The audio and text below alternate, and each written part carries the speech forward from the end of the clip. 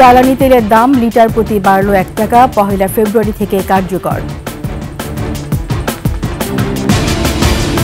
সীমান্ত নিয়ে সকল চুক্তির প্রতি সম্মান দেখাবে ভারত, জানালেন রণধীর জয়সওয়াল। হাসিনা ভারতে আছে বলেই অপপ্রচার চালাচ্ছে দেশটির গণমাধ্যম, বলেছেন প্রধান উপদেষ্টা। 174 দিনে ঢাকার রাজপথে 183 আন্দোলন, অন্তর্বর্তী সরকারকে কঠোর হওয়ার তাগিদ। স্বতন্ত্র বিশ্ববিদ্যালয়ের দাবিতে তিতুমির কলেজ শিক্ষার্থীদের অনশন অব্যাহত।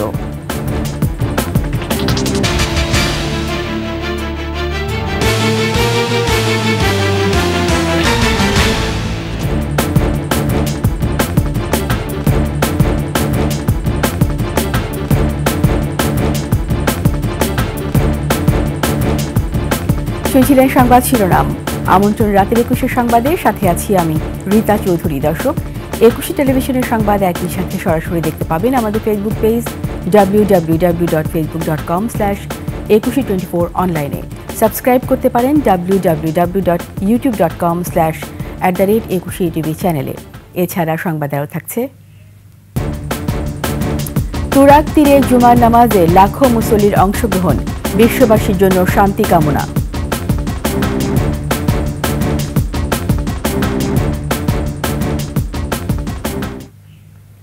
জ্বালানি তেলের দাম পুনর্নির্ধারণ করেছে সরকার, প্রতি লিটারে দাম বাড়ানো হয়েছে 1 টাকা। শুক্রবার বিদ্যুৎ, জ্বালানি ও খনিজ সম্পদ মন্ত্রণালয় থেকে পাঠানো এক বিজ্ঞপ্তিতে কথা জানানো হয়। বিজ্ঞপ্তিতে বলা হয়, আন্তর্জাতিক বাজারের সঙ্গে সমন্বয় করে জ্বালানি তেলের দাম নির্ধারণে ফেব্রুয়ারি মাসের জন্য লিটার প্রতি 1 টাকা বাড়ানো হয়েছে। এর মধ্যে ডিজেল ও কেরোসিনের দাম লিটার প্রতি 104 টাকা থেকে 105 টাকা, অকটেন 126 ও পেট্রোল 122 টাকায় পুনর্নির্ধারণ করা হয়েছে। নতুন নির্ধারিত দাম আজ রাত 12টা থেকে কার্যকর হবে। এর আগে গত বছরের 31 ডিসেম্বর ডিজেল ও কেরোসিনের দাম লিটারে 1 টাকা কমানো হয়েছিল।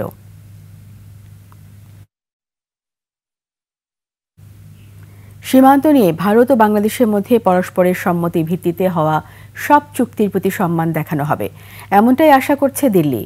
ফেব্রুয়ারিতে বিজিবি ও বিএসএফ এর মহাপরিচালক পর্যায়ের সম্মেলন সামনে রেখে নিজেদের অবস্থান তুলে ধরেন ভারতের পররাষ্ট্র মন্ত্রণালয়ের মুখপাত্র রণধীর জয়সওয়াল। শুক্রবার নিয়মিত ব্রিফিংয়ে কথা বলেন তিনি। See, the DG level talks between BSF and the border guard Bangladesh are scheduled from February 17th to 20th, 2025, next month in Delhi, during which all border-related issues are proposed to be discussed.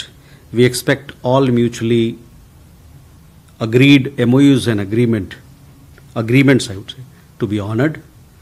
These form the basis for structured engagements between India and Bangladesh, in fact, between the border guarding forces of the two countries.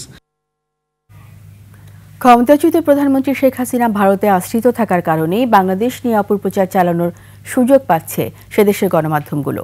British সংবাদ মাধ্যম financial টাইমসকে দেয়া পডকাস্টে একথা বলেন অন্তর্বর্তী সরকারের প্রধান উপদেষ্টা অধ্যাপক মোহাম্মদ ইউনুস।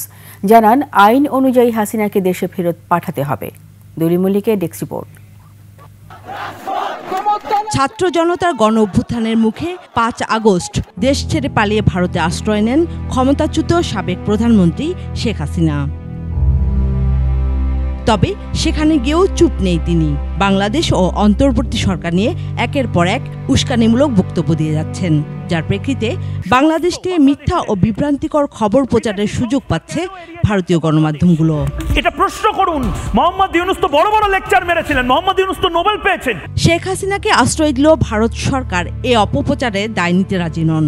এ অবস্থায় শেখ হাসিনা যাতে চুপ থাকে সে নিশ্চয়তা চান অন্তর্বর্তী সরকারের প্রধান উপদেষ্টা doctor Mohammad Yunus. At the same time, whatever time she spends there, make sure she doesn't talk because she's speaking all the time. But it's very, very negative.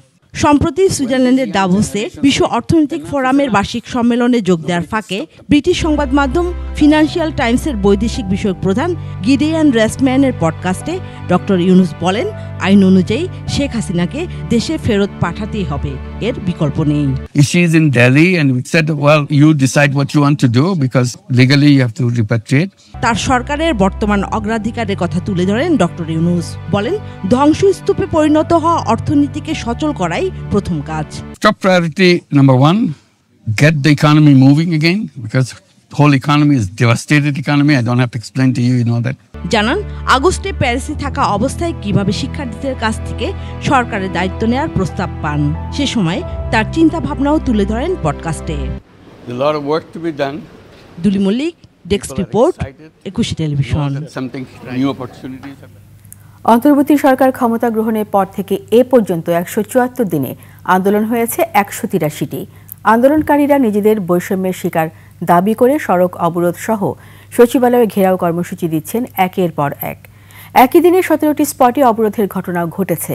সরকারকে নাজুক ভেবে অনেকেই দ্রুত দাবি আদায়ের চেষ্টা চালাচ্ছেন বলে মনে করছেন বিশ্লেষকরা। এ বিষয়ে সরকারকে আরও কঠোর হওয়ার তাগিদ দিয়েছেন তারা। আরও জানাচ্ছেন সিরাত আল মুস্তাকিম। দাবির শহরে পরিণত হয়েছে ঢাকা। অন্তর্বর্তী সরকার ক্ষমতা গ্রহণ করার পর থেকেই চলছে বিভিন্ন দল, গোষ্ঠী আর সংগঠনের ব্যানারে একের পর এক আন্দোলন। চলছে সড়ক অবরোধ, বিক্ষোভ মিছিল, অনশন, সচিবালয় ঘেরাওয়ের মতো কর্মসূচি।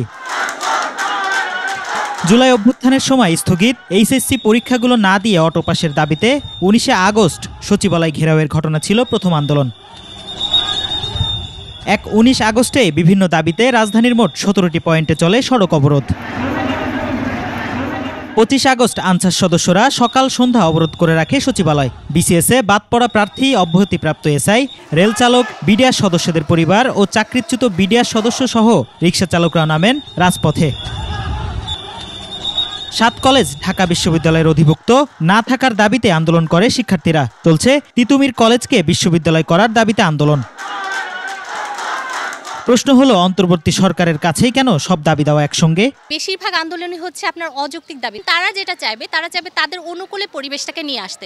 ডিভাইড অ্যান্ড রুল, এটা কিন্তু আওয়ামী লীগের একটা পুরনো রাজনীতি। তখনকার সময় বঞ্চিত ছিল, তো এখন তারা এই একটা বৈষম্য বিরোধী আন্দোলনের মাধ্যমে একটা নতুন একটা গভর্নমেন্ট এসেছে, তো তারা সেই সুযোগটা পেয়েছে। এখন আন্দোলন বা কোনো দাবির তো একটা সুন্দর একটা মাধ্যম থাকতে পারে, এভাবে না করেও জনদুর্ভোগ তৈরি না করেও কিন্তু বলা যায়। অস্থায়ীভাবে একটা সরকার দায়িত্বে এসছে, আমি কি আমার দাবি নিয়ে তার কাছে যাব, না যে আমাকে পার্মানেন্ট সমাধান দিতে পারবে তার কাছে যাব? পার্মানেন্ট সমাধান কে দিতে পারবে? একটা গণতান্ত্রিক দেশে গণতান্ত্রিক ম্যান্ডেট নিয়ে যে আসবে। আন্দোলনের বিষয়ে সরকারের প্রথম থেকে কঠোর হওয়ার দরকার ছিল বলে মনে করছেন কেউ কেউ। অনির্বাচিত সরকারের পক্ষে এই ধরনের দাবি দেওয়া পরিপূরণ করা সম্ভব না। আর এখন যে কারণে আন্দোলনটা করে সবাই বুঝে এটা একটা দুর্বল সরকার। এই দুর্বল সরকারের বিরুদ্ধে আন্দোলন করতে গেলে পুলিশের লাঠি পিটা খাওয়ার সম্ভব, টিয়ার গ্যাস খাওয়ার সম্ভাবনা কম। এত বেশি আন্দোলনের পেছনে আমি মনে করি না যে অন্য কারো ইন্ধন আছে। জনগুরুত্বপূর্ণ যত দাবি হোক এগুলোকে পাত্তা না দিয়ে সরকারের কঠোর অবস্থান নিতে হবে। আর এখনো সময় আছে, সরকার যদি চায় যে এই দাবি দাওয়া নিয়ে তারা ডিল করতে পারছে না, তারা একটা উইং খুলে দিক, তারাই এই দাবি দাওয়াগুলো নিয়ে আলাপ করুক। সিরাত আল মুস্তাকিম, 21 টেলিভিশন, ঢাকা। স্বতন্ত্র বিশ্ববিদ্যালয়ের দাবিতে অনশন কর্মসূচি অব্যাহত রেখেছে তিতুমির কলেজ শিক্ষার্থীরা। মহাখালী গুলশান সড়ক অবরোধ করে চলছে বিক্ষোভ, ফলে সৃষ্টি হয়েছে তীব্র যানজট। বিক্ষোভ চলাকালে 2 শিক্ষার্থী অসুস্থ হয়ে পড়লে তাদের হাসপাতালে পাঠানো হয়। সোহেল সামি রিপোর্ট। স্বতন্ত্র বিশ্ববিদ্যালয়ের দাবিতে তিতুমির কলেজ শিক্ষার্থীদের অনশন 3য় দিনে গড়িয়েছে। চলছে বিক্ষোভ, ফলে সৃষ্টি হয়েছে তীব্র যানজট। বৃহস্পতিবার শিক্ষার্থীদের অনশন ভাঙাতে যান মাধ্যমিক ও উচ্চশিক্ষা বিভাগের যুগ্ম সচিব নুরুজ্জামান। প্রতিশ্রুতির পাশাপাশি দেখান আইনি বাধ্যবাধকতার অজুহাত, যা মেনে নেয়নি শিক্ষার্থীরা। তো আমাদের যে তিতুমির, এটা সবার থেকে আলাদা। আমরা চাই যে আমাদের তিতুমিরকে নিয়ে আলাদা করে ভার্সিটি করুক, কারণ এটা যৌক্তিক দাবি। এই ফিজিবিলিটি টেস্ট বা হাবিজাবির নাম করে আবার একটা ছাত্রদের একটা কাঠামো করে যে এই সমস্যা হবে না, তার উত্তর কেউ দিতে পারবে? রাষ্ট্রপক্ষ দিতে পারবে না। এখন পর্যন্ত আর প্রশাসন থেকে কিছু বলা হয়নি এবং আমাদের কলেজ প্রশাসনও কিছু বলেনি। আমরা রাস্তায় আছি, আর সরকারও যদি রাষ্ট্র থেকে কোনো কিছু না করে তাহলে আমরা রাস্তায় থাকব। এদিকে টানা অনশনে সন্ধ্যায় অসুস্থ হয়ে পড়েন 2 শিক্ষার্থী, পরে তাদের হাসপাতালে নেওয়া হয়। সোহেল সামি, 21 টেলিভিশন, ঢাকা। দর্শক, আমরা এখন চলে যাব তিতুমির কলেজের সামনে। সেখানে দর্শকরা আছেন এবং সহকর্মী মেহেদি হাসানও আছেন, সরাসরি যুক্ত হচ্ছি তার সাথে। মেহেদি, আমাকে শুনতে পাচ্ছেন? ছাত্র আন্দোলনের কি অবস্থা এখন আমাদের কি জানাবেন?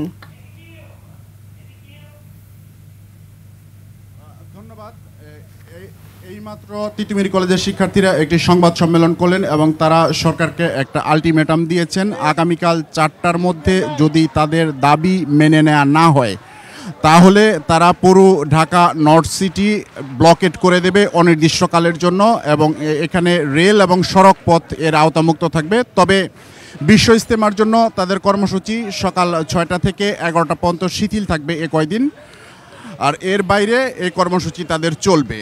এবং আপনি জানেন যে এই তিতুমির কলেজকে বিশ্ববিদ্যালয় করার দাবিতে গত বুধবার থেকে এই আন্দোলন শুরু হয়েছে, আমরণ অনশন শুরু হয়েছে। প্রথমে 6 জন শিক্ষার্থী আমরণ অনশন শুরু করেছিল, তারপর সেখানে আরও 8 জন শিক্ষার্থী যোগ দিয়েছেন। এখন 14 জন শিক্ষার্থী অনশনে আছেন, এর মধ্যে 2 জন অসুস্থ হয়ে পড়েছেন।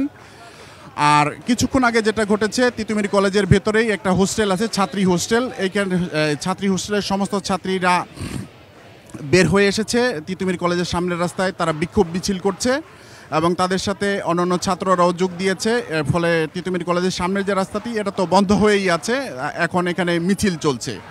তো এই ছিল তিতুমির কলেজ থেকে আমার কাছে সর্বশেষ পরিস্থিতি।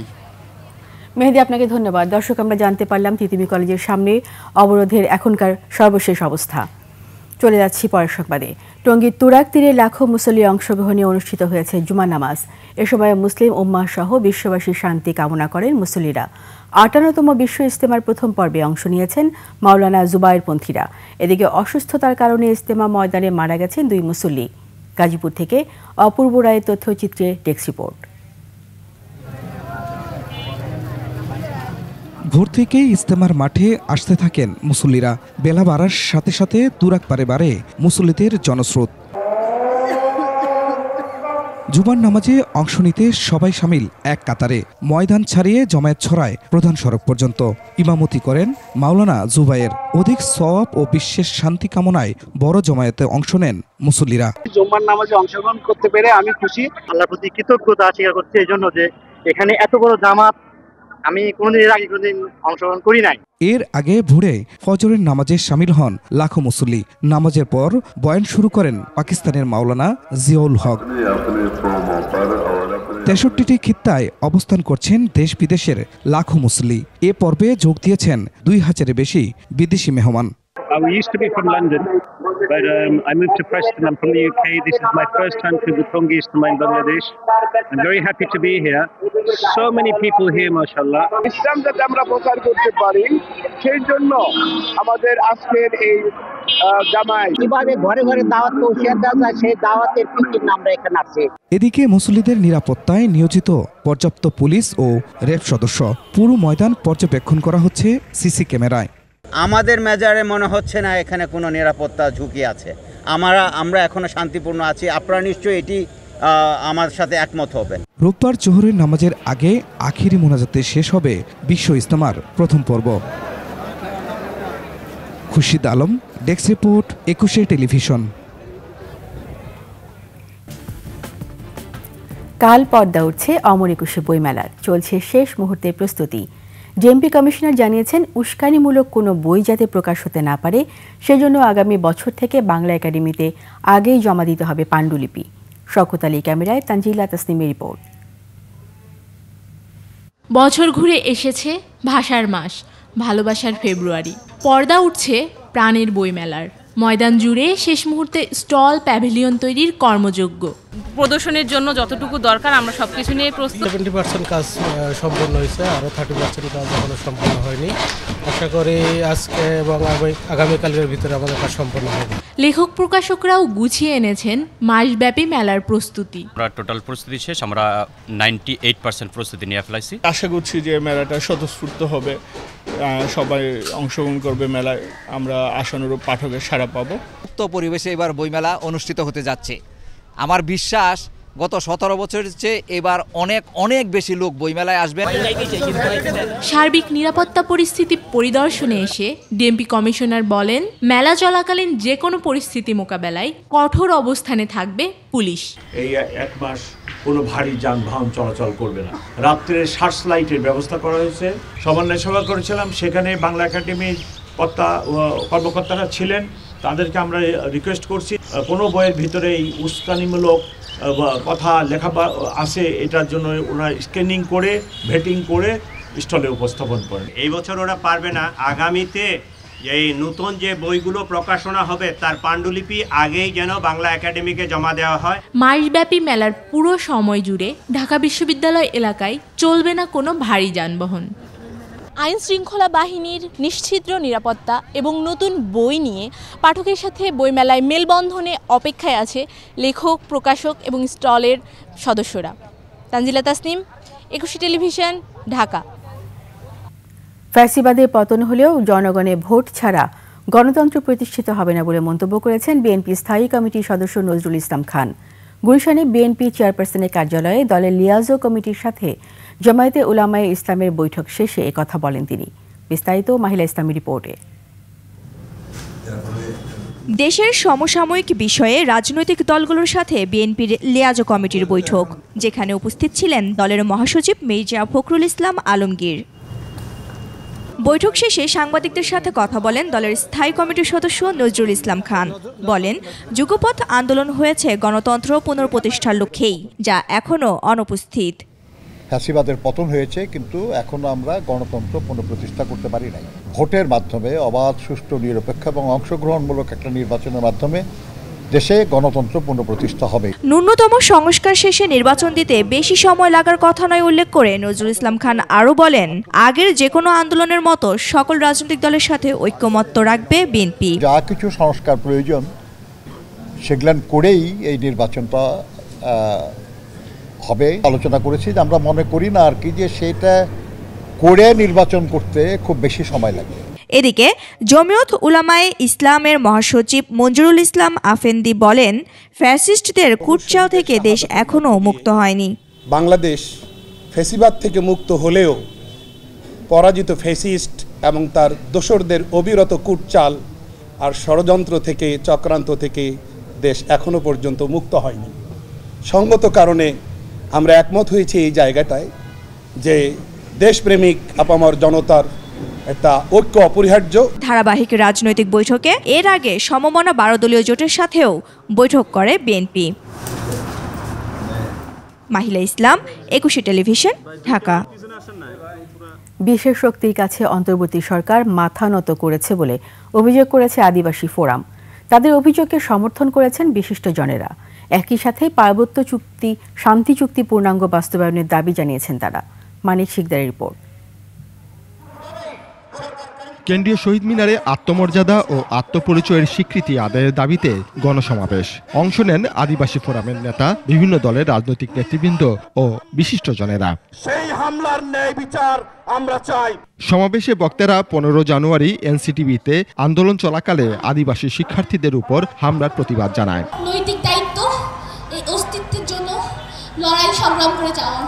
হামলাকারীদের গ্রেফতার না করায় ক্ষোভ প্রকাশ করেন তারা। অশুভ শক্তিরা বিভিন্ন জায়গায় দানা পালা মেলে বাংলার যতটুকু অর্জন, সেই অর্জনকে নস্যাৎ করার জন্য চেষ্টা করছে। সরকারের দায়িত্ব এর বিরুদ্ধে যারা দায়ী তাদেরকে খুঁজে বের করে কাঠগড়ায় দাঁড় করানো, আইনের আওতায় আনা। এই অভ্যুত্থানে শুধু আবু সাইদ বা মীর মুগ্ধর রক্ত ঝরেনি, এখানে লিটন চন্দ্র হেমব্রম বা রিয়া গোপের রক্ত ঝরেছে। স্টুডেন্ট ফর সভারেন্টি সেই সংগঠনটি কিভাবে একদিনে আন্দোলন করে এই শব্দ তারা বাতিল করার জন্য বাধ্য করেছে। সংবিধানের দোহাই দিয়ে আদিবাসীদের অধিকার বঞ্চিত করে রাখা হয়েছে। পার্বত্য শান্তি চুক্তি নিয়ে আওয়ামী লীগ সরকার টালবাহানা করেছে বলেও অভিযোগ করেন তারা। তাদের অধিকারের জন্য, স্বীকৃতির জন্য লড়াই করতে হবে এবং নির্যাতন নিপীড়নের শিকার হতে হবে, এটা খুবই দুঃখজনক। বড় ত্রুটি 72-এর সংবিধান এবং সেই সংবিধানে আদিবাসীদের স্বীকৃতি না দেওয়া। এই গণঅভ্যুত্থানের মধ্য দিয়ে অন্তর্বর্তীকালীন সরকার গঠিত হয়েছে। আদিবাসীদের জন্য একটা কমিশন করেন না, অন্ততপক্ষে সুপারিশ করেন। জুলাই অভ্যুত্থানে আদিবাসী গ্রাফিতি মুছে ফেলার প্রতিবাদ করেন বক্তারা। আর টিআইবির নির্বাহী পরিচালক বলেন, পাঠ্যপুস্তক থেকে আদিবাসী শব্দ ও গ্রাফিতি মুছে দিতে বিশেষ শক্তির কাছে নতি স্বীকার করেছে সরকার। অন্তর্বর্তীকালীন সরকারের প্রধান উপদেষ্টা জাতির উদ্দেশ্যে ভাষণে, তার প্রথম ভাষণে আদিবাসী শব্দ যেভাবে চয়ন করেছিলেন, আদিবাসীর পরিচয় উল্লেখ করে যেভাবে আদিবাসী অধিকারের কথা বলেছিলেন, তার কাছেও কিন্তু এই সাম্প্রতিক ঘটনাগুলো অজানা নয়। তাহলে কি অন্তর্বর্তীকালীন সরকারের পেছনের শক্তি এত বেশি শক্তিশালী যে তাদের কাছে তাদের নথি স্বীকার করতে হবে? আদিবাসীদের নিয়ে যে কোনো ষড়যন্ত্রের বিরুদ্ধে রুখে দাঁড়ানোর আহ্বান জানান বক্তারা। আমাদের শিক্ষার্থীদের যদি বিচার না পাই আমরা। মানিক শিকদার, 21 টেলিভিশন, ঢাকা। 33 বছর পর হতে যাচ্ছে জাহাঙ্গীরনগর বিশ্ববিদ্যালয় কেন্দ্রীয় ছাত্র সংসদ নির্বাচন। আগামীকাল ঘোষণা করা হবে তফসিল।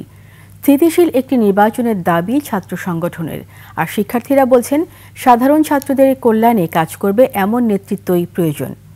প্রতিনিধি শাহেদ জুয়েলের তথ্যচিত্রে ডেস্ক রিপোর্ট। জাহাঙ্গীরনগর বিশ্ববিদ্যালয় প্রতিষ্ঠার পর কেন্দ্রীয় ছাত্র সংসদ জাকসু নির্বাচন হয়েছে মাত্র 9 বার। সর্বশেষ নির্বাচন হয় 1992 সালে। ইতোমধ্যে নির্বাচনের রোডম্যাপ দিয়েছে বিশ্ববিদ্যালয় প্রশাসন, আর এই রোডম্যাপকে ঘিরেই ছাত্র সংগঠনগুলোর মাঝে দেখা দিয়েছে ভিন্ন মত। বেশ কয়েকটি ছাত্র সংগঠন চায় নির্বাচন আয়োগের সংস্কার। ছাত্রদল মনে করে শিক্ষার্থীদের অধিকার আদায়ের একমাত্র প্ল্যাটফর্ম হচ্ছে জাকসু। নির্বাচনের আগে একটি সংস্কার কমিশন গঠন করা। আমরা চাই শিক্ষার্থীদের সাথে আলোচনার মাধ্যমে জাকসু কার্যকরের জন্য প্রশাসন যাতে কোনো রকমের সদিচ্ছার ঘাটতি না দেখায়। তবে কোনো সংগঠন সংস্কার চলমান রেখেই ঘোষিত রোডম্যাপ অনুসারে নির্বাচন চায়। প্রয়োজনীয় সংস্কার করেই হোক, যাতে করে সংস্কারের নাম করে কেউ যাতে জাকসু বানচাল করতে না পারে। প্রশাসনকে এই বিষয়ে আরো অনেক সচেষ্ট হতে হবে। জাকসু প্রক্রিয়া চলমান রেখে এই সংস্কার গঠনতন্ত্র সংশোধন করে খুব সুন্দর একটা জাকসু নির্বাচন প্রশাসন আমাদের চাইলে উপহার দিতে পারেন। সাধারণ শিক্ষার্থীরা চায় লেভেল প্লেইং ফিল্ড তৈরি হোক। বিভিন্ন অসঙ্গতি নিয়ে সোচ্চার তারা। বিগত ফ্যাসিবাদী শাসনামলে নষ্ট হয়ে গিয়েছিল, সেটা আবার পুনরায় ফিরে আসুক এবং সেখানে হচ্ছে একটা লেভেল প্লেইং গ্রাউন্ড থাকুক। আমরা এমন একটা রাজনীতি চাবো যেখানে হচ্ছে যে একজন ছাত্র তার নিজের অধিকার আদায় করতে পারবে এবং ছাত্র কল্যাণের জন্যই আমরা কাজটাকে চাইবো। আমি চাই সাধারণ শিক্ষার্থীদের যত চাপ আছে, চিন্তা ভাবনা আছে, জাকসুর মাধ্যমেই হোক। বিভিন্ন ছাত্র সংগঠনের সাথে কথা বলেই নির্বাচনে যেতে চান বিশ্ববিদ্যালয় প্রশাসন। আমরা ইতোমধ্যে বিভিন্ন হলে শিক্ষার্থীদের সঙ্গে আলাপ আলোচনা করছি এবং ক্রিয়াশীল ছাত্র সংগঠনগুলোর সঙ্গে কথা বলেছি। পরিবেশ তৈরি করে আমরা নির্বাচনে যেতে চাই। এর মধ্যে চূড়ান্ত হয়েছে ভোটার তালিকা। এ নিয়ে ছাত্র সংগঠনগুলো বিভিন্ন দাবি নিয়ে মিছিল সমাবেশ করেছে। মহিমা পলি, ডেস্ক রিপোর্ট, 21 টেলিভিশন। গণ অভ্যুত্থানে হত্যাকারীদের বিচার ও সংস্কারের দাবিতে রাজধানীতে মিছিল করেছে ছাত্র শিবির। জুমার নামাজ শেষে বায়তুল মোকাররম মসজিদ থেকে মিছিলটি বের হয়ে শাহবাগে এসে শেষ হয়। এ সময় বক্তারা বলেন, সংস্কারের কাজ পুরোপুরি শেষ না করে দেশে কোনো নির্বাচন করা যাবে না, অন্যথায় রাজপথে আন্দোলন গড়ে তোলা হবে বলে জানায় তারা। অনতি বিলম্বে এই ফ্যাসিবাদের বিচার এই বাংলার মাটিতে কার্যকর করেই পরবর্তী কোন নির্বাচনের দিকে সরকারকে যেতে হবে। সুন্দর একটি বাংলাদেশ বিনির্মাণ করার জন্য আহ্বান জানাচ্ছি। রাজনৈতিক নেতাদের যদি সুবুদ্ধি উদয় না হয়, তাহলে আরেকটি গণ অভ্যুত্থানের জন্য প্রস্তুতি নাও। হাসিনার আমলে দুর্নীতিতে বেপরোয়া ছিলেন নরসিংদী 2 আসনের সাবেক সংসদ সদস্য, পলাশ উপজেলা আওয়ামী লীগের সিনিয়র সহসভাপতি কামরুল আশরাফ খান পটন। করেছেন সরকারি সার লুটপাট, কৃত্রিম সংকট তৈরি করে হাতিয়ে নিয়েছেন হাজার কোটি টাকা। ঢাকা ও নরসিংদীতে গড়েছেন সাম্রাজ্য। মাখন দাসের তথ্যচিত্রে আরও জানাচ্ছেন ইউসুফ হাসান নাইম। নরসিংদী 2 আসনের সাবেক সংসদ সদস্য ও পলাশ উপজেলা আওয়ামী লীগের সিনিয়র সহসভাপতি কামরুল আশরাফ খান পটনের নাম শুনলেই আতঙ্কিত হতো জনপদ। বড় ভাই এমপি আনোয়ারুল আশরাফ খান দিলীপের অপকর্মের হোতা হিসেবে পরিচিত পটন 10ম জাতীয় সংসদে 14 দলের প্রার্থীর বিরুদ্ধে দাঁড়িয়ে স্বতন্ত্র প্রার্থী হয়ে নির্বাচিত হন। এরপর থেকেই তার অনিয়ম অত্যাচার পৌঁছায় সীমাহীনতায়। শেখ হেলাল ও সাবেক পুলিশ প্রধান বেনজিরের এজেন্ডা বাস্তবায়ন সহ গড়ে তোলেন সাম্রাজ্য। করেছেন চাঁদাবাজি, হিন্দুদের জমি দখল। বাংলাদেশ ফার্টিলাইজার অ্যাসোসিয়েশনের সভাপতি হয়ে সরকারি সার লুটপাট, কৃত্রিম সংকট তৈরি করে লুটে নিয়েছেন বিপুল অর্থ। 582 কোটি টাকার সার আত্মসাৎ সহ অন্তত অর্ধশত কোটি টাকার সম্পদের মালিক বনেছেন 10 বছরে। রাজধানী সহ নিজ জেলায় বাড়ি, অ্যাপার্টমেন্ট ও মালয়েশিয়ায় গড়ে তুলেছেন সেকেন্ড হোম। গড়ে তুলেন পটন বাহিনী। পুরা পলাশ নির্বাচনী এলাকার আওয়ামী লীগটা একটা পরিবারের মতো। সার আত্মসাৎ সহ যুবদল নেতা শামীম হত্যা মামলায় পটন গ্রেপ্তার হলে পরিস্থিতি বদলাতে শুরু করে। জাতীয় পার্টি অন্যান্য দল ছিল, তাদেরকে টোটালি তারা মানে একনায়কতন্ত্র বা রাজতন্ত্র কায়েম করতে গিয়ে ওইসব দলগুলো নেতাকর্মীরা চাকরি এবং ব্যবসা বাণিজ্য থেকে তাদেরকে দূরে রেখেছে। উপজেলা সেক্টর বলেন, বিসিআইসি বলেন, এই আপনার জনতা বলেন, প্রাণ বলেন, যত ফ্যাক্টরি আছে সকল ফ্যাক্টরিতে তারা তুষার, পটন এবং আশরাফ খান ডিলিট করে নাই। এবং আমার থানা সদস্য সচিব পাপন ভাই গুলি করে যেভাবে অত্যাচার করছে, ওরা ফ্যামিলিতে অস্ত্র মার কপালে ধরে যেভাবে হুমকি দিয়েছে এবং আমাদের বাড়িতে পুলিশ পাঠায় আমাদেরকে যেভাবে ষড়যন্ত্র ওরা করছে, এতে এলাকাবাসী সবাই আতঙ্কিত ছিল। পটনের অবৈধ সম্পত্তি বাজেয়াপ্তের দাবি স্থানীয়দের। তদন্ত করে আইনগত ব্যবস্থা গ্রহণ করে যদি দেখেন যে এই সম্পদগুলা একবারই দুর্নীতিগ্রস্ত ব্যক্তি দ্বারা দুর্নীতিভাবে উপার্জিত হয়েছে, তাহলে কোর্টের রায়ের মাধ্যমে তারা যে ব্যবস্থা নেয় সেটি সবচেয়ে ভালো হবে। তবে যদি দুর্নীতি আয় করা হয় তাহলে রাষ্ট্রীয় কোষাগারে জমা দেওয়াটা ভালো। একটা মানুষের জীবনে এত সম্পদ সম্ভব না যদি পূর্বপুরুষরা রেখে না যায়, তদন্ত করে বের করে প্রয়োজনীয় ব্যবস্থা নেওয়া উচিত এবং অবৈধ সম্পদ রাষ্ট্রায়ত্ত করা উচিত। শুধু পটন সাহেবের না, যত অবৈধ সম্পদ আছে গাড়ি আছে। দোর্দণ্ড প্রতাপশালী পটনের দৃষ্টান্তমূলক শাস্তিও চান তারা। Yusuf Hasan Naim, desk report, 21 television. ক্ষমতায় থেকে দল গঠন মানুষ স্বাভাবিকভাবে নেবে না বলে মন্তব্য করেছেন গণসংহতি আন্দোলনের প্রধান সমন্বয়কারী জুনায়েদ সাকি। শাহবাগে বাংলাদেশ ছাত্র ফেডারেশনের 40তম প্রতিষ্ঠাবার্ষিকী অনুষ্ঠানে তিনি বলেন, নতুন বাংলাদেশ চাইলে অভ্যুত্থানের চেতনা ধারণ করতে হবে। গণতান্ত্রিক শক্তি গড়ে উঠবে তরুণদের মাধ্যমে, সেজন্য নতুন পথে হাঁটার সক্ষমতা অর্জন করতে হবে। অন্তর্বর্তী সরকারকে রাজনৈতিক দলের সহযোগিতা নেওয়ার আহ্বান জানিয়ে জুনায়েদ সাকি বলেন, গণতান্ত্রিক শক্তিবিহীন নতুন বন্দোবস্ত সম্ভব নয়।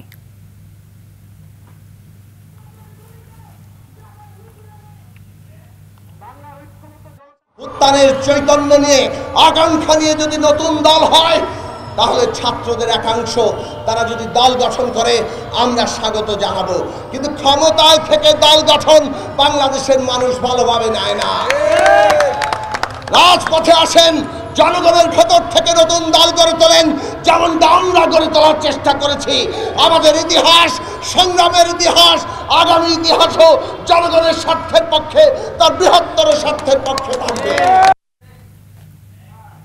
জুলাই গণহত্যা নিয়ে ষড়যন্ত্র ও গণহত্যায় জড়িত পুলিশের গ্রেপ্তার দাবিতে পুলিশ সদর দপ্তরের উদ্দেশ্যে জুলাই যাত্রা কর্মসূচি পালন করেছে ইনকিলাব মঞ্চ।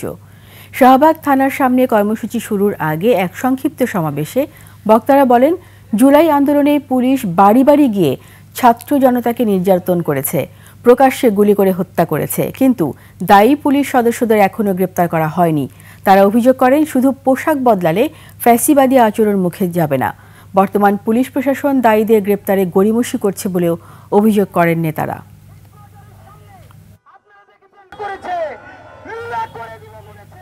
এবার আভিভা ফাইন্যান্স লিমিটেড বাণিজ্য সংবাদ।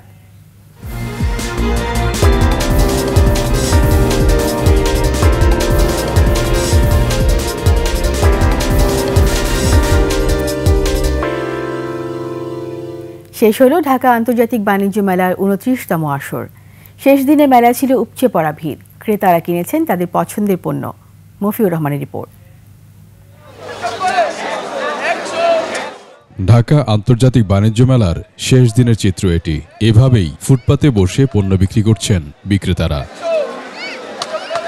স্টলের মাল আমরা আর কি বাইরে নিয়ে আসছি, এখন স্টলে মানুষ যায় না, মানে একটু বাইরে দিলে একটু সেলটা ভালো হয়। ডিসকাউন্ট আমরা তো 120 করে বেচতাম, এখন ওই যে আমরা 100 করে বেচে যেভাবে পারি কমায় ফেলাইতেছি। মনে হচ্ছে নিউ মার্কেটে আমরা ঘুরতেছি।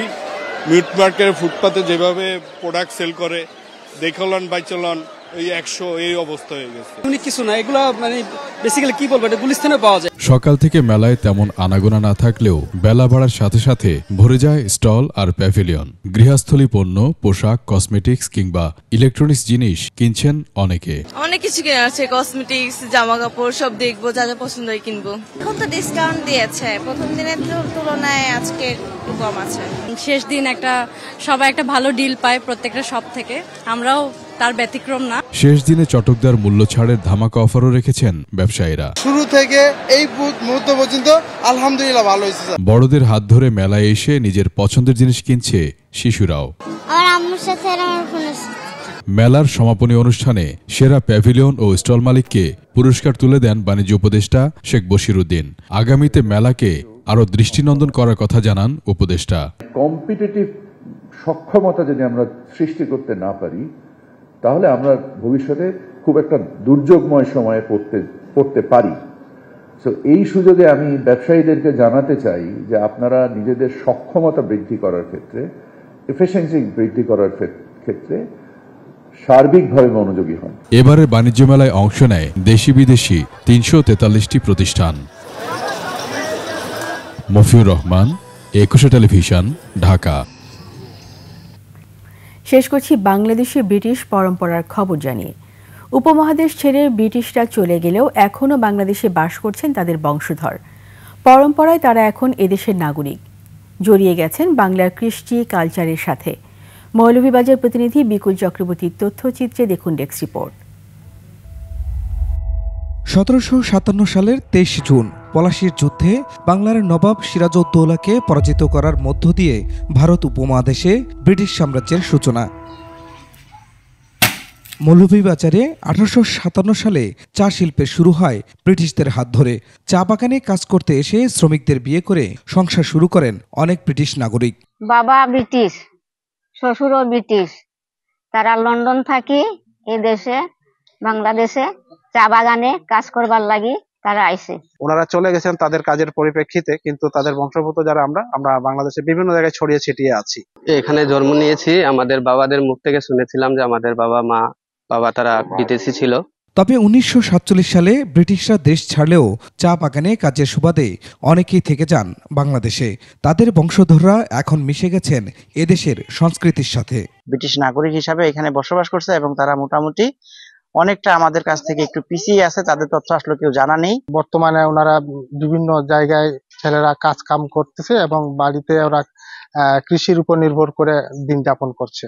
পালন করেন খ্রিস্টান ধর্ম, তবে ইংলিশ খ্রিস্টান বলে তারা এ এলাকায় অ্যাংলো খ্রিস্টান হিসেবে পরিচিত। বিয়ে সহ ধর্মীয় আচার অনুষ্ঠান হয় নিজেদের মধ্যেই। আমরা যেহেতু অ্যাংলো, আমাদের মধ্যে আমরা সবসময় চেষ্টা করি যে অ্যাংলোদের মধ্যে বিয়ে শাদীটা হোক। তারা সকলেই এই বাংলাদেশের বাংলাদেশি হয়ে বর্তমানে বসবাস করে যাচ্ছে এবং এই শ্রীমঙ্গলের যে কালচারাল ডাইভার্সিটি রয়েছে সেই ডাইভার্সিটির অন্যতম গুরুত্বপূর্ণ উপাদান হয়ে তারা সকলে বর্তমানে মিলেমিশে এই শ্রীমঙ্গলে বসবাস করছে। খুরশিদ আলম, ডেস্ক রিপোর্ট, একুশে টেলিভিশন। এই সাথে শেষ করছি রাতের ২১ সংবাদ। যাওয়ার আগে সংবাদ শিরোনামগুলো আরও একবার। জ্বালানি তেলের দাম লিটার প্রতি বাড়ল ১ টাকা, ১ ফেব্রুয়ারি থেকে কার্যকর। সীমান্ত নিয়ে সকল চুক্তির প্রতি সম্মান দেখাবে ভারত, জানালেন রণধীর জয়সওয়াল। হাসিনা ভারতে আছে বলেই অপপ্রচার চালাচ্ছে দেশটির গণমাধ্যম, বলেছেন প্রধান উপদেষ্টা। ১৭৪ দিনে ঢাকার রাজপথে ১৮৩ আন্দোলন, অন্তর্বর্তী সরকারকে কঠোর হওয়ার তাগিদ। স্বতন্ত্র বিশ্ববিদ্যালয়ের দাবিতে তিতুমির কলেজ শিক্ষার্থীদের অনশন অব্যাহত।